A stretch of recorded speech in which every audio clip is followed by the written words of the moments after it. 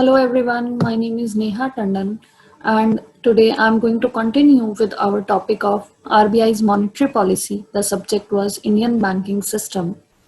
So we have already studied in this module that what is RBI's monetary policy, its definition, purposes, objectives.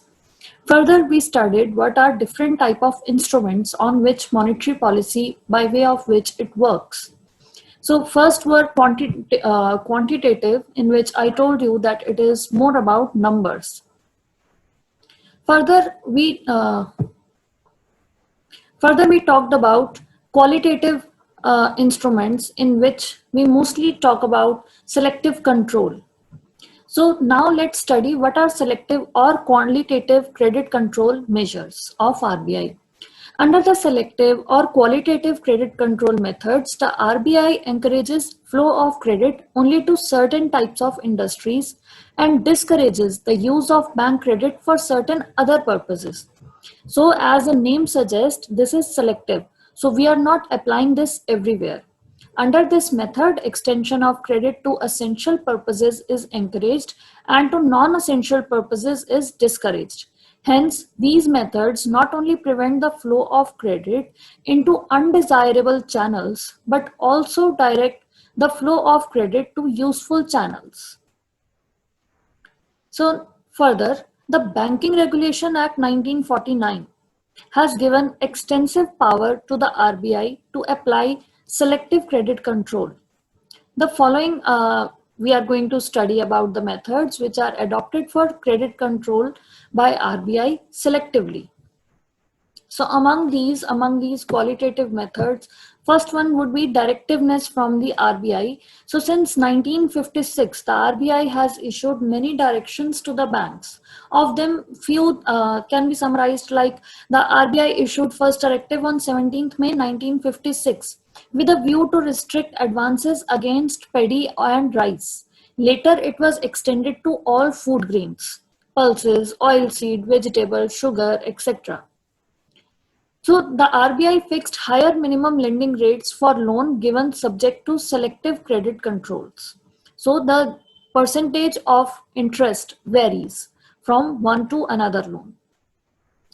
We have also talked about moral suasion, and in this, it aims at strengthening natural confidence and understanding between monetary authority and the banks as well as financial institutions. Other financial institutions can be banking companies or non-banking companies. So it is not a statutory obligation. It is only a persuasion of commercial banks not to apply for further accommodation from RBI. So if RBI is making some policy or it is making some policy changes, it is changing reverse repo rate or repo rate, then the commercial banks and RBI need to make an understanding between themselves that how these rates are going to affect and how these rates are going to be implemented in near future. RBI has been sending letters periodically to commercial banks requesting them to cooperate with it for controlling credit. As I have discussed in previous video as well, that sometimes the banks do not apply the same credit policy as the RBI has given. So the RBI has held also regular meetings and discussions with commercial banks to highlight need for mutual cooperation to implement monetary policy effectively. Here, there are no element of compulsion from RBI. So the effectiveness of this method depends on the willing cooperation extended by the commercial banks. All right. So next, another instrument could be fixation of margin requirements. So we can see the changes in margin requirements. Fixation of margin requirements were introduced for the first time in India in 1956. The term margin denotes that the part of loan amount which cannot be borrowed from banks. Hence, this portion of finance is to be compulsorily bought by the borrower from the own sources. So the RBI has power to vary these margin requirements depending upon business conditions prevailing in the country. For example, for a certain kind of loan, RBI can tell that you need to raise at least 20 lakh by yourself, only then we will give you 1 crore. All right, so that is the margin money for any project. So for any project, if RBI suggests that there should be different margin money for each and every loan, then that need to be applied. Okay, so this is done selectively in order to boost some sectors or in order to discourage few things. By using this method during the period of inflation with a view to control credit, the RBI raises the margin, and during deflation, it lowers the margin to expand the credit. This method also enables the commercial banks to direct their funds to essential activities rather than speculative activities. All right. So hence, it also completes a social purpose. That is, it is discouraging speculative activities. Next is rationing of credit. Rationing of credit is also done. So what is rationing of credit? Let me explain. Rationing of credit is another method of selective credit control. It is made by regulating the purposes for which loans are given among the various member banks. To ensure overall development of a nation, development of various sectors is must, like rural sector, urban sector, and moreover, if we go for industrial sector, that means agriculture and our primary sector, which is mines and animal husbandry. And on the other hand, there is service sector is there. So overall development of every sector is required.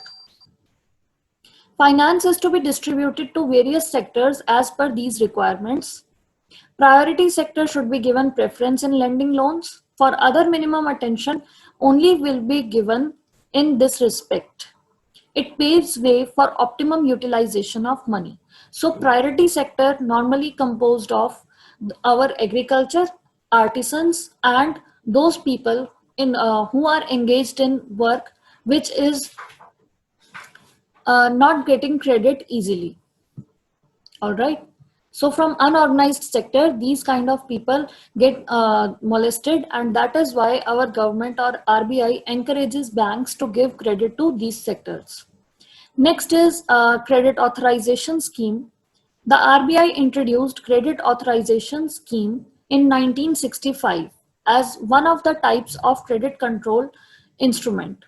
Under this scheme, commercial banks were asked to obtain proper approval of RBI for giving any fresh credit of rupees 1 crore or more to any single party. Later, the limit was gradually raised to rupees 6 crore in 1986. All right. So here we can also see that we have direct action. So what could be direct action? The direct action is the term which is used by RBI monetary policy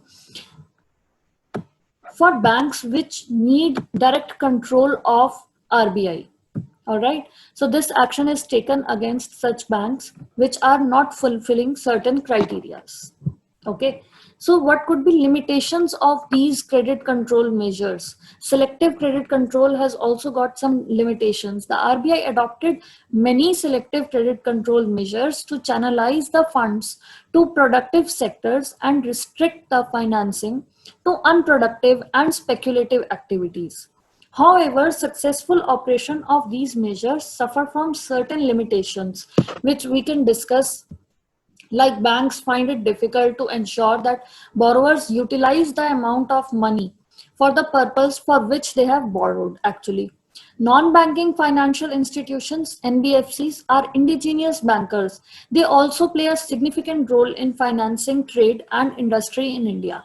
But the RBI has no control over these institutions, obviously because of their unorganized behavior. The RBI's selective credit controls are effective only when the inflammatory pressures are created by bank finance. Further, bank cannot have any control over the ultimate use of bank advances. So these are certain limitations of these qualitative instruments we have studied today. So I would like to conclude this video here, and in next video we'll talk about what are the purposes, what are the objectives of our monetary policy. Thank you so much.